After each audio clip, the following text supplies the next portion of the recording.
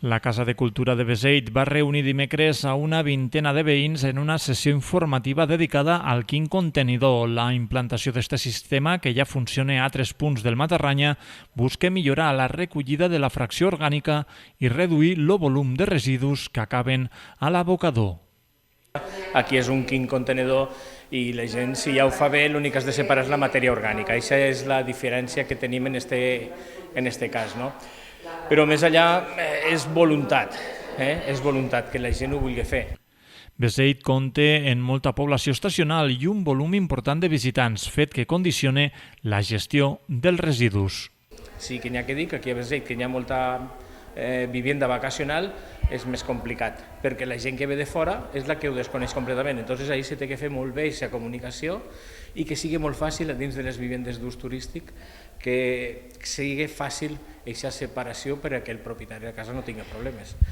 El quin contenedor, en avantatge al porta a porta, és accessible tots els dies i sense dependència d'horaris. Este sistema és voluntari i només aquells veïns que s'apunten rebran la clau per obrir el contenidor. El porta a porta, com és totes les cases i tens el contenidor allí, no és obligatori però quasi. El quin contenidor, com és voluntari, si no està tota la població adscrita, és quan baixa. El que s'ha d'aconseguir és que s'apunti tota la població i entonces els números poden ser bastant pareguts. De moment, en els experiments que s'han fet, no se tenen els mateixos números perquè no el 100% dels habitants estan utilitzant el quin contenidor.